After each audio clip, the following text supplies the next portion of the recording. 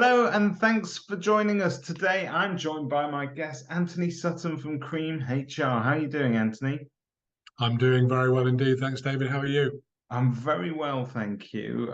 We were discussing off camera there that the last time you and I spoke, we were in a slightly different place in the market, certainly vis-a-vis estate agents and the sort of property market that they've got at the moment.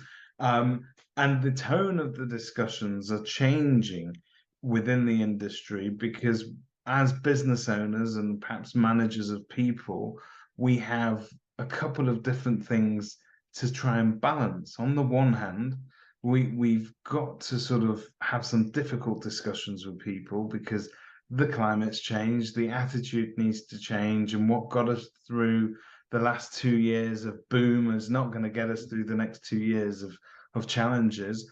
And you know, you add to that the fact that you also want to motivate people, and that's something that you know, taking with one hand and giving with the other.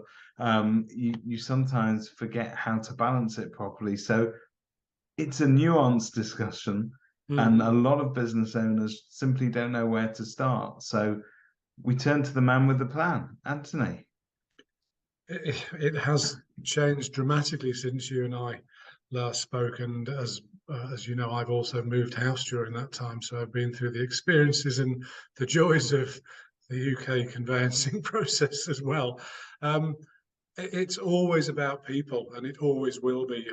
Our business and all businesses rely on people, and particularly in a sector such as estate agents, where it's massively about the relationships that your teams build with the clients and helping that very emotional sale process go through. It's very important to make sure that we keep the focus in the right place. I think what's hard for many business owners is the fact that a lot of people won't have been through this type of experience before. So a lot of current managers and even owners of estate agents may have experienced some of the 2008 recession and may have gone through the experience of the banking crisis at that time, but in a different role. Of course, there will be a number of people running estate agents who've been through that as owners as well. But the lack of experience of going through tough times, as you say, the market's been very buoyant for a long time, and people are used to a buoyant market. So it's important to keep focus in the right way at the moment. And it's quite easy for people to panic in situations like this and to almost freeze with fear at the prospect that things are going to suddenly become very, very difficult. And whilst the reaction is understandable and perfectly normal, and there's nothing wrong with that, it's how you deal with any shock to the system. The important part is to then gather yourself and gather your thoughts and think as clearly as you can about what to do and how to address the challenges. So, as you said, motivating people and motivating a team at this time is very, very challenging when you, as the owner or the manager of a team, are potentially distracted by other things going on behind you that you might be aware of, with everyone looking at costs. So we've got the energy cost spike as well as the challenges of a flattening marketplace. You're sort of seeing those two lines on a graph converging. And of course, at the same time, you've got a team of people that you want to keep very positive and very energized to achieve the best they can from that situation.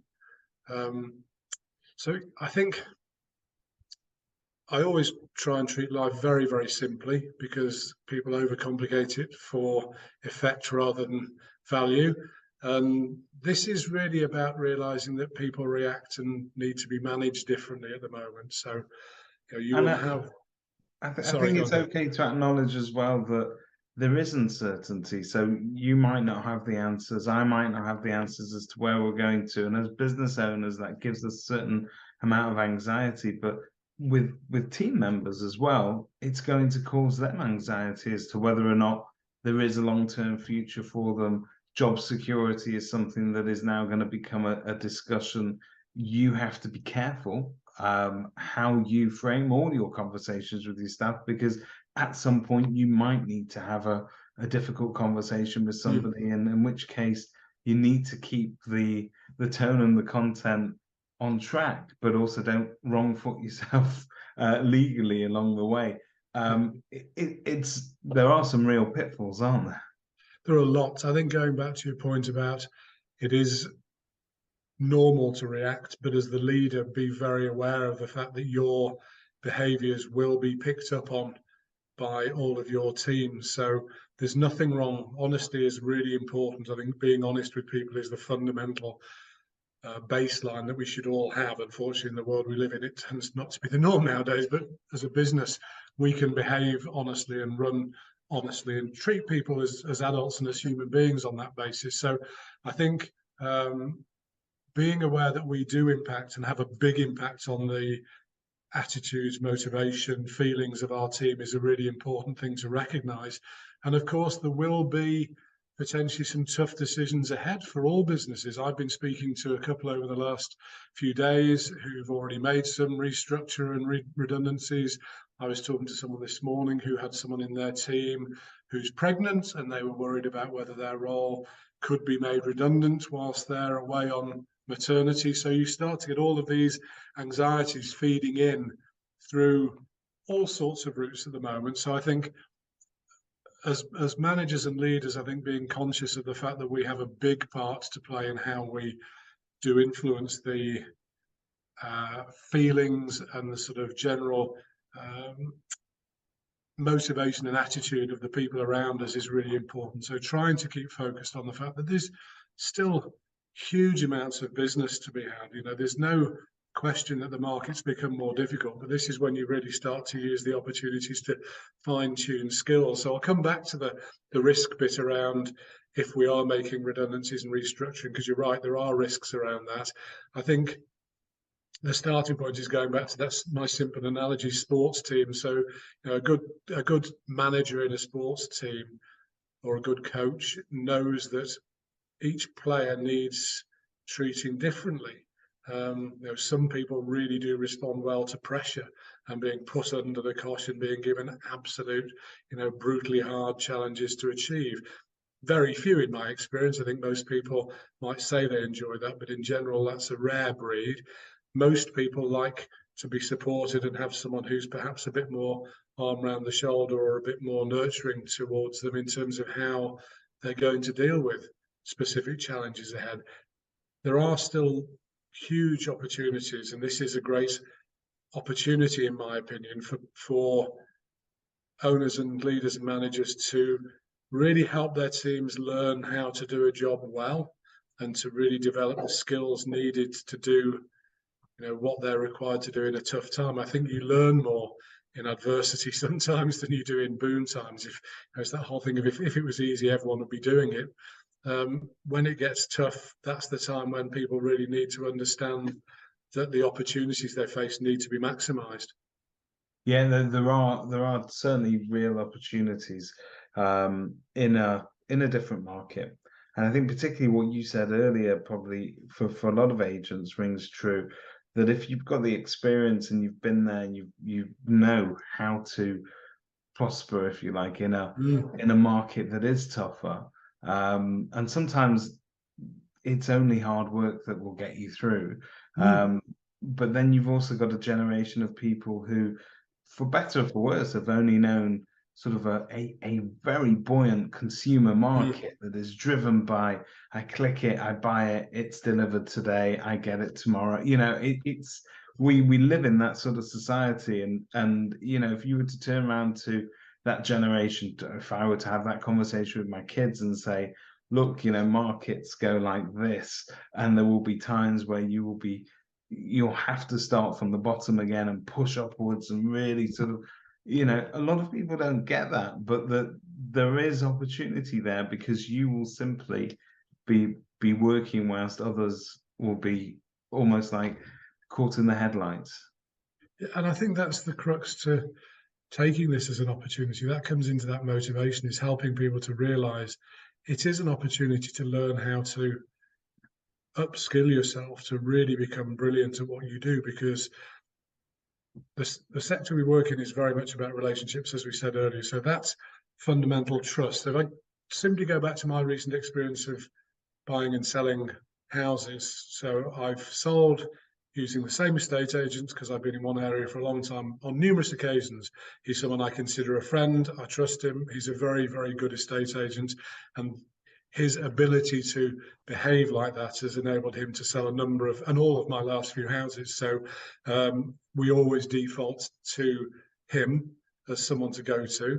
Similarly, on the purchasing side, the guy who was the estate agent for our purchase was fantastic, and his attitude, his positivity, his availability, and his honesty was really important to us in helping us make that move.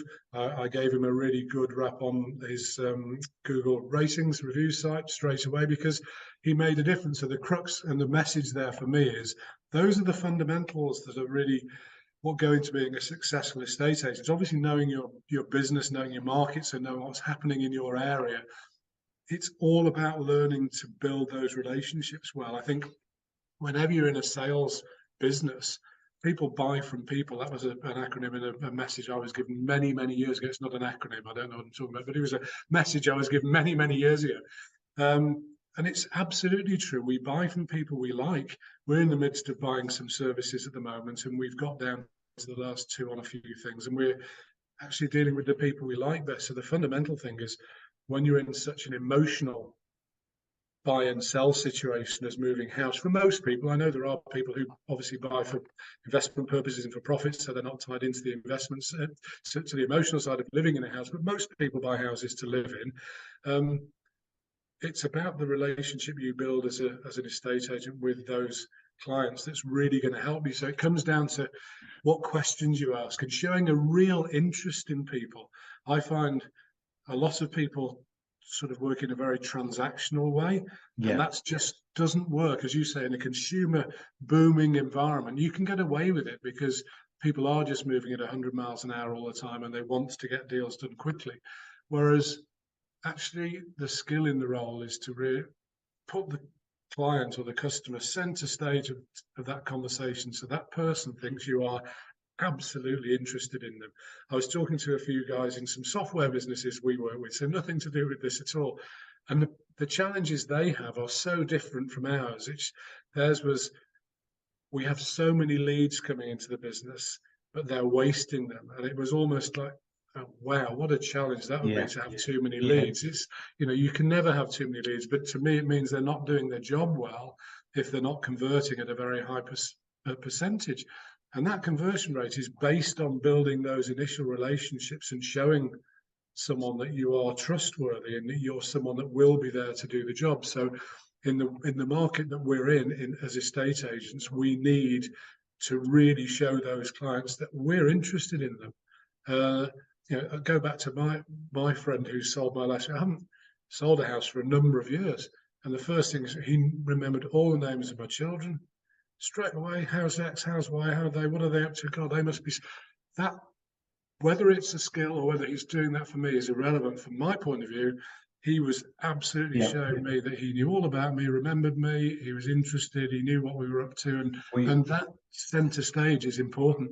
We all want that relationship. We all, these days that you'd say VIP, but yes, we all want that VIP service, don't you? Where you are important, but important enough that he will remember the names of your kids, where you moved from.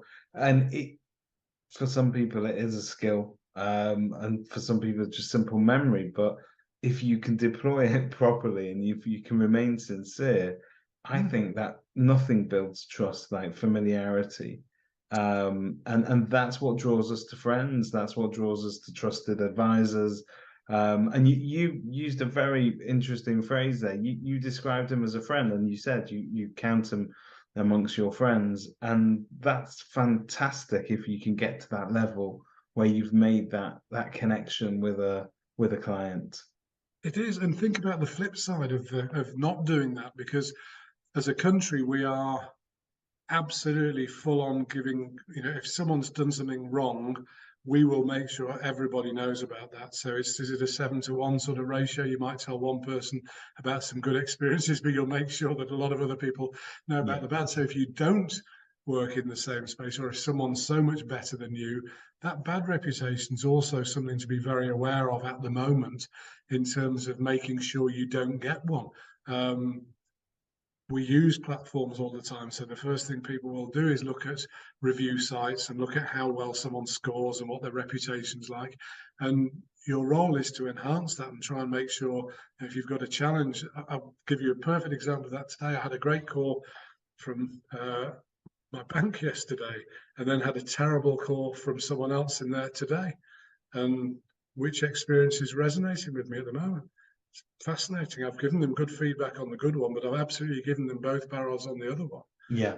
Because they were chalk and cheese. So as people, we like to make sure people know when we're dissatisfied. So that skill of building almost friendships or to become friends with people over time is a real attribute. And that's about, it's always based on trust. It's being prepared to go that extra mile. If someone, if you've promised to give someone a call at 5:30, there's nothing worse than having no information, even if there's nothing to report. If I've said I'm going to phone someone at 5:30, then phone them at 5:30 just to make sure you've done that bit, because that builds the trust.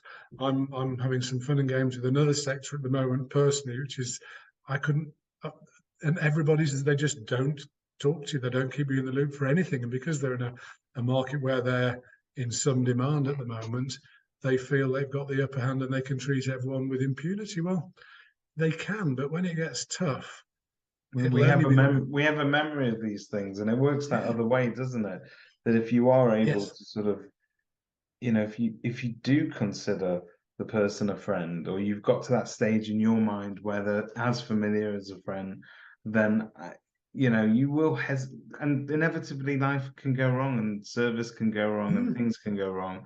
But you'd hesitate before leaving them a bad review, because you would think, well, hang on, Anthony's actually he's a friend. Things go wrong. These are, we can be a little bit more forgiving. So it sort of stands you in good stead for when life perhaps doesn't go the way we want it to.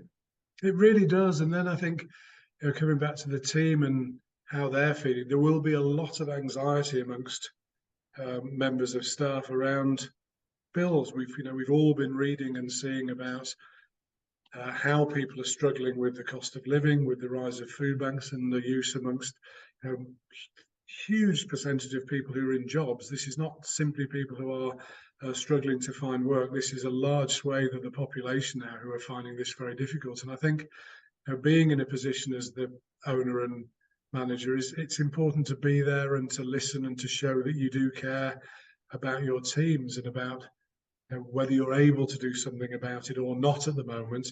I think the fact that you're there to try and help and to try and provide support to people, to even if it's just listening to them at the moment about some of the hardships or being able to introduce them to ideas and suggestions, that's the other side of this. There will be people who are definitely starting to struggle financially, as we've been blessed with a very mild winter so far. It might well get colder, and of course at that stage, if people are literally facing a choice between having the heating on or eating, that's a pretty horrible choice for the sixth largest economy in the world. But that's the stark reality of what we're facing at the moment. So I didn't mean to turn it into a negative, but it's just, again, staying with the negatives for a second, because look, I think we can sit here and ignore the reality, and I think that would be foolish, really, because I think a lot of business owners are going to need to have, in some cases, they're going to have some chats about restructuring.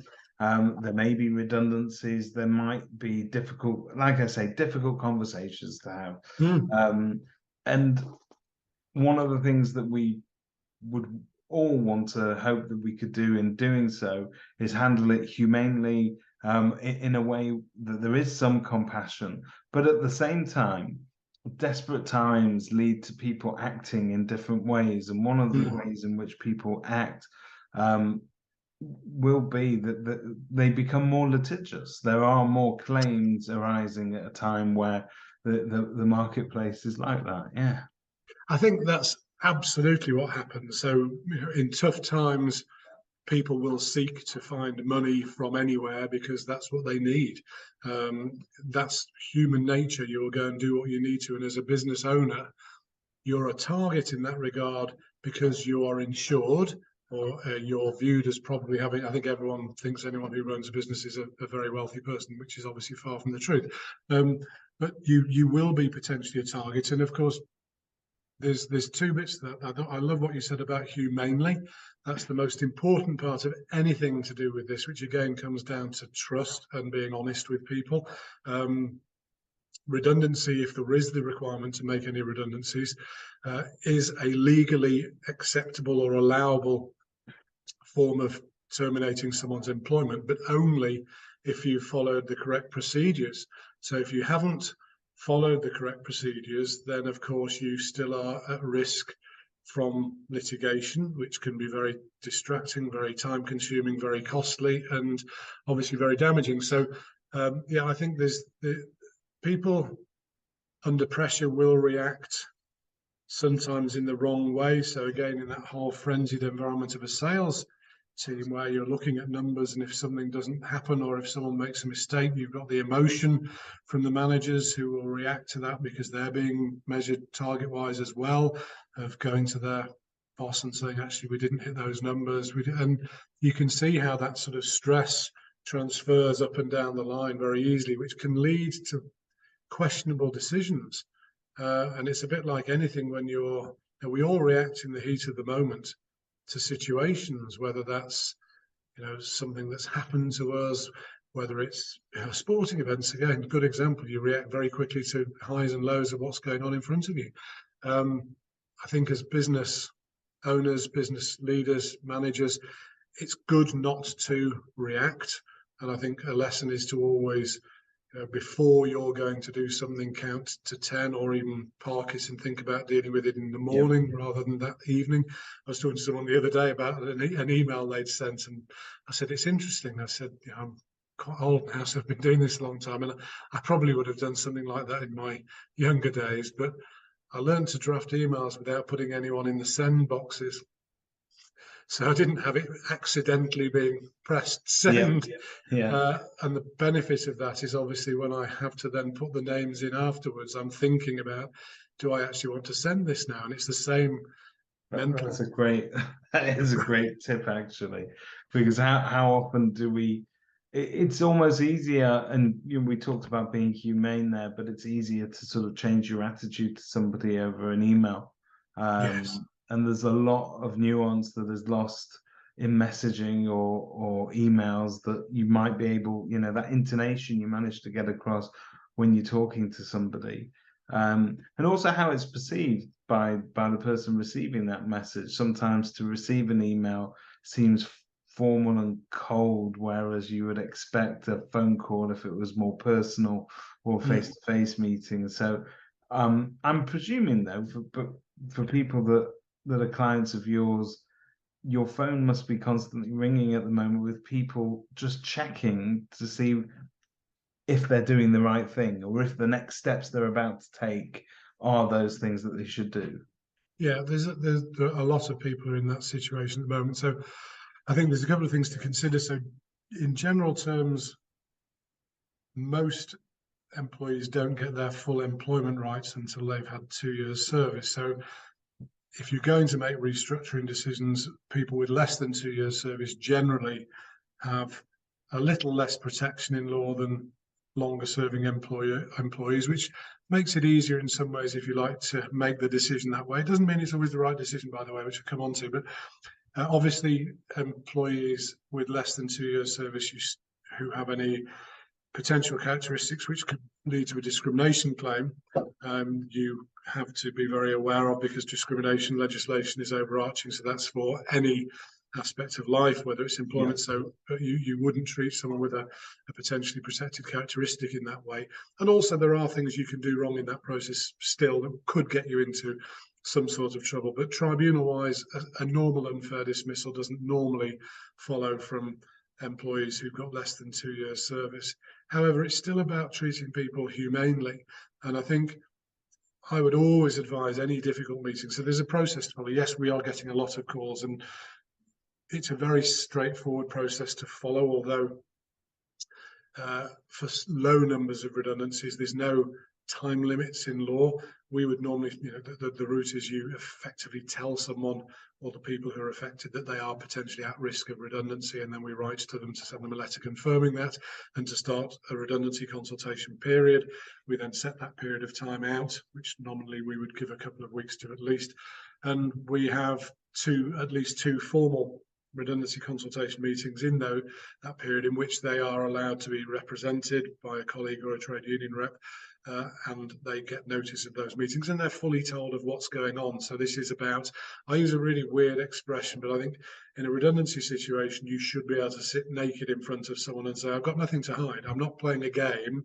This is not anything I ever wanted to do, but you can look at me and there's nothing to hide here. And particularly in this climate, I'm not saying that all of them are justified, but the context of the discussions, it would seem natural, and that's why people are worried, and that's why people are very much so. I think the things to be aware of that are important is redundancy is always, it's go back to what the word's about. Redundancy relates to work. So you are never making a person redundant, you are making a role redundant. And it's a role in a business. So that could be because we've got less business. So we had 100 inquiries coming in a month and now we've got 50. So on that basis, we do not need as many people, and we had 4 people and now we think we can deal with 2. So that is a reasonable explanation as to why the redundancies may be being made. Then you've got the challenges of why you picked those 2 against the other 2. You have to go through a fair process to show that. I mean, each one is case specific. There's a whole so I wouldn't want someone to go away from this and go, well, I've just had to do what Anthony said, because each one is very much individually. So why there's a process to follow, and it isn't difficult, but making sure you've done it properly is important. The crux for us is obviously just to make sure that people realise you treat everyone as individuals, and that we do that. This openness. My phone is ringing. Can you hear that, or will you edit it out? No, I didn't hear that, but we'll edit it out. Now that you've mentioned it. No. So redundancy is, again, honesty and openness. This is treating people. The number of things you've read in the past about people being sacked by SMS message or the phone, if you're working remotely, is fine, but it's speaking to people. These are people, and that's the crux of it. They're people with bills to pay, children, families, whatever, and not being bothered to treat people as human beings that you care about is the recipe for disaster, because that's when someone will get angry. It all comes down to those people skills. We normally ask our guests for some sort of statistic. You've given us a sort of a fact which I find fascinating. Great managers can double team productivity. Bad ones cut it in half, and then you've included in brackets at best. But that is so true, though, isn't it? In a time where there are challenges, you have to be careful with your tone, but how you deal with people will very often dictate the outcome, the atmosphere in your office, the motivation amongst those people, and you need to be able to balance honest with a little bit of inspiration. And it's a really challenging area for sales-driven organizations. So what that statistic is all about is basically really good managers enable people. So they give them freedom to grow. So that thing about, learn how to manage people and how they are all different is really important, as to get the style of how you approach them. Often what happens in any sales-driven organization, and estate agents are very much driven by that sort of mindset and that culture, is that the best sellers often then become the managers. And actually can be a recipe for disaster, because to be a great manager, what was happening last week when I was the great seller is when I walk into that meeting or into that sales meeting, it's all about me, because I'm number one, I'm the best, I've shown it, here's my numbers, I've got testimonials coming out of my ears, I've got referrals everywhere, and everyone loves me, and look at my numbers. When I'm then moved into the manager's seat, that next meeting next week should be nothing about me. It's all about the other people in the room. Your job as a manager has transformed from being the top biller with all of the limelight to being the person who needs to understand that it's no longer about them, to get the best out of those people that they're going to coach, mentor, train, and develop to become what they were in the past. Of course, you get the kudos and the credit through the revenues for the organization, which should go up proportionately and all of those things. But it's very hard often for sales performers to transition well into really positive role models as managers, because partly that psychology of it suddenly becomes about other people, and I'm no longer in the limelight getting the glory. Yeah, it is tough. It is tough. We're built, us salespeople were built one way, and sometimes Yeah. it's a challenge to turn that off. And there's that ego, and there's that and agencies thrive on cultivating that kind of personality. And you're right. You know, if you're successful, you get moved up the chain of command till eventually you end up in a sort of management position. And I think it's okay for people to acknowledge that actually sometimes these are not the best people managers in the world. Mm. They need to remain in a sales role and let somebody else do the people-y side of things. It's a bit, great book that Jim Collins wrote, Good to Great, many, many years ago, and have the right people on the bus in the right seats. Yes. That's the really important. There's nothing wrong at all with spending your life as the best salesperson around and just smashing every target under the sun.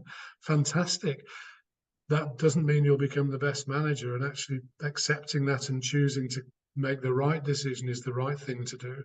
And again, football is a great analogy in sport. There aren't many top players who become top managers. They might become good pundits, they might become good journalists, they might become good at all sorts of other things, but not many of them transition to being really successful managers and really great managers. Whereas there's a lot of fairly average players who make great managers. And it's not, I realize that being an average professional sports person means they're a phenomenally talented sports person, but in the theatre they're playing in, often it's the ones who are sort of in the mid-table, but that's often people who are really good at analysing the game, who understand the mechanics, the motivations, how it all goes and fits together. And it's a bit like Sir Alex Ferguson's one of the obvious ones to always pick on, but he knew who to put an arm around, and he knew who to give the hairdryer treatment to. Yes. He didn't treat, and he never let them down in public. That's another thing. So when he was under pressure, when they were performing badly, he'd never make disparaging comments about his team in the press. He'd deal with that in closed doors, and that's another thing that we need to be aware of as managers. You're right, and I don't know if Sir Alec is going to be the great example of this, but there are some fantastic managers that were average players. Let's face it. Not and those people, they understand the game, they understand the business, they understand the challenges. They also understand the egos in that changing room and what it takes to turn it around. So I think you're right. Sometimes we just need to sort of be disciplined enough within our businesses to know that what makes me a great salesperson might not necessarily make me the best leader in the world, and that's okay. That's all right. Somebody has to do the selling, somebody has to do the leading. And I think that's fundamental to the decision making around now if people are thinking about restructuring. So if you're owning a business, you're the owner or part of the board, and there's a pressure to make some changes, then one of the biggest things to consider is actually that head v heart decision of making the right decision for the business, because that's making the right decision for everyone. And I use a phrase called holding the mirror up to people. So this is where ego gets in the way. We all have egos, and some are bigger than others. And in a sales environment, we obviously know there's some pretty powerful egos at play. And often it's that sense of, well, I want that because it gives me the title, it gives me the status, it gives me the gravitas, and people will look up to me because I'm in that position. But as the owner, you've got to make the decision of saying, yeah, you might want that, but actually the best place for you is carrying on being the best salesperson, because the business needs you to be performing, and the other guys need to learn from you and watch you and see how you do it.